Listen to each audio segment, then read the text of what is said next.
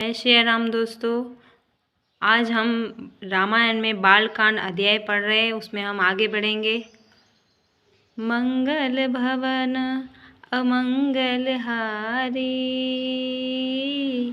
द्रवहु सुदशरथ अजर बिहारी। राम सिया राम जय जय राम।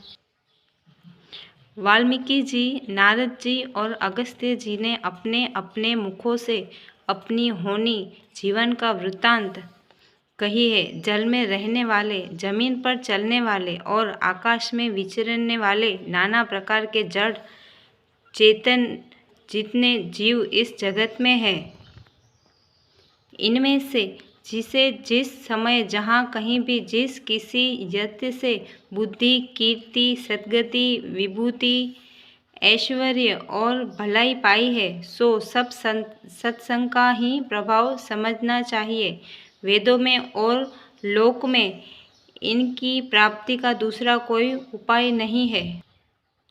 सत्संग के बिना विवेक नहीं होता और श्री राम जी की कृपा के बिना वह सत्संग सहज में मिलता नहीं। सत्संगति आनंद और कल्याण की जड़ है। सत्संग की सिद्धि प्राप्ति ही फल है और सब साधन तो फूल है। दुष्ट भी सत्संगी पाकर सुधर जाते हैं। जैसे पारस के स्पर्श से लोहा सुहावना हो जाता है, सुंदर सोना बन जाता है, किंतु देव योग से यदि कभी सज्जन कुसंगत में पड़ जाते हैं तो वे वहाँ भी सांप की मणि के समान अपने गुणों का ही अनुसरण करते हैं।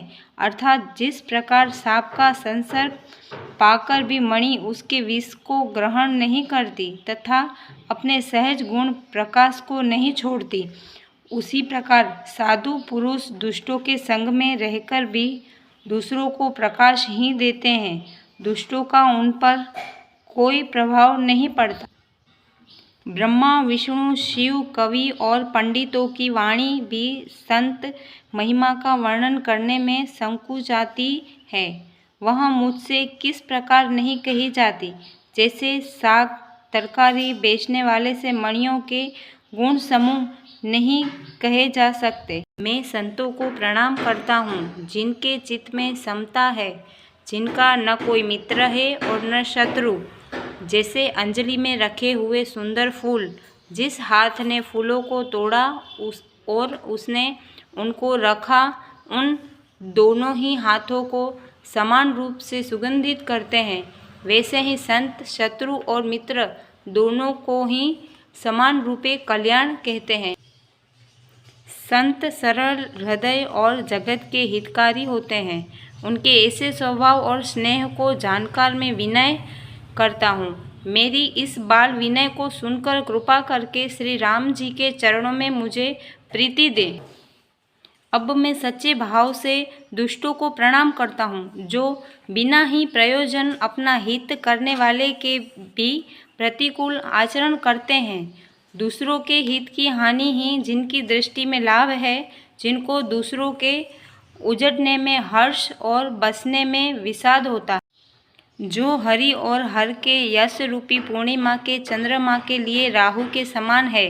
अर्थात जहाँ कहीं भगवान विष्णु या शंकर के यश का वर्णन होता है, उसी में वे बाधा देते हैं और दूसरों की बुराई करने में सहस्त्र बाहु के समान वीर हैं, जो दूसरों के दोषों को हजार आँखों से देखते हैं और दूसरों के हित रूपी धी के लिए जिनका मन मक्खी के समान है। अर्थात जिस प्रकार मक्खी घी में गिरकर उसे खराब कर देती है और स्वयं भी मर जाती है, उसी प्रकार दुष्ट लोग दूसरों के बने बनाए काम को अपनी हानि करके भी बिगाड़ देते हैं।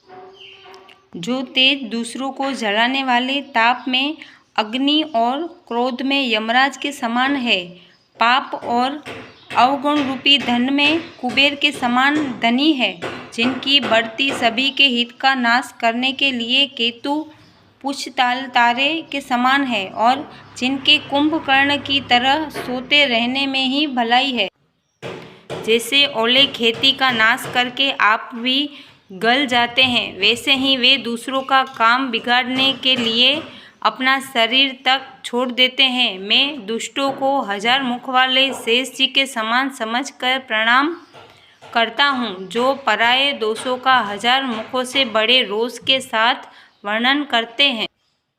पुनः उनको राजपृथु, जिन्होंने भगवान का यश सुनने के लिए 10,000 कान मांगे थे, के समान जानकर प्रणाम करता हूँ, जो 10,000 कानों से दूसरों के पापों को सुनते हैं। फिर इंद्र के समान मानकर उनकी विनय करता हूँ, जिनको सुरा, मदिरा, निकी और हितकारी मालूम देती है। इंद्र के लिए भी सुरानिक अर्थात देवताओं की सेना हितकारी है, जिनको कठोर वचन रूपी वज्र सदा प्यारा लगता है और जो 1000 आँखों से दूसरों के दोषों को देखते हैं। दुष्टों की यह रीति है कि वे उदासीन, शत्रु अथवा मित्र किसी का भी हित सुनकर जलते हैं। यह जानकर दोनों हाथ जोड़कर यह जन प्रेम पूर्वक उनसे विनय करता हूँ। दुष्टों की यह रीति है कि वे उदासीन, शत्रु अथवा मित्र किसी का भी हित सुनकर जलते हैं। यह जानकर दोनों हाथ जोड़कर यह जन प्रेम पूर्वक उनसे विनय करता है। मैंने अपनी ओर से विनती की है, परंतु वे अपनी ओर से कभी नहीं झुकेंगे। कौओं को बड़े प्रेम से पालिए, परंतु वे क्या कभी मांस के त्यागी हो सकते हैं? अब मैं संत और असंत दोनों के चरणों की वंदना करता हूँ। दोनों ही दुख देने वाले हैं, परंतु उनमें कुछ अंतर कहा गया है। वह अंतर यह है कि एक संत तो बिछुड़ते समय प्राण हर लेते हैं और दूसरे असंत मिलते हैं तब दारुण दुख देते हैं, अर्थात संतों का बिछुड़ना मरने के समान दुखदायी होता है और असंतों का मिलना। दोनों संत और असंत जगत में एक साथ पैदा होते हैं, पर एक साथ पैदा होने वाले कमल और जोंक की तरह उनके गुण अलग अलग होते हैं। कमल दर्शन और स्पर्श से सुख देता है, किंतु जोंक शरीर का स्पर्श पाते ही रक्त चूसने लगते हैं। साधु अमृत के समान मृत्यु रूपी संसार से उबारने वाला और असाधु मदिरा के समान मोह, प्रमाद और जड़ता उत्पन्न करने वाला है। दोनों को उत्पन्न करने वाला जगत रूपी अगाध समुद्र एक ही है। शास्त्रों में समुद्र मंथन से ही अमृत और मदिरा दोनों की उत्पत्ति बताई गई है। भले और बुरे अपनी अपनी करनी के अनुसार सुंदर यश और अपयश की संपत्ति पाते हैं। अमृत, चंद्रमा, गंडाजी और साधु एवं विष, अग्नि, कलयुग के पापों को नदी अर्थात कर्मनाश और हिंसा करने वाला व्याध, इनके गुण अवगुण सब कोई जानते हैं, किंतु जिसे जो भाता है उसे वही अच्छा लगता है। भला भलाई ही ग्रहण करता है और नीच नीचता को ही ग्रहण किए रहता है। अमृत की सराहना अमर करने में होती है और विष की मारने में। दुष्टों के पापों और अवगुणों की और साधुओं के गुणों की कथाएं दोनों ही अपार और अथाह समुद्र है। इसी से कुछ गुण और दोषों का वर्णन किया गया है, क्योंकि बिना पहचाने उनका ग्रहण या त्याग नहीं हो सकता। भले बुरे सभी ब्रह्मा के पैदा किए हुए हैं, पर गुण और दोषों को विचार कर वेदों ने उनको अलग अलग कर दिया है। वेद, इतिहास और पुराण कहते हैं कि ब्रह्मा की यह सृष्टि गुण अवगुणों से सनी हुई है।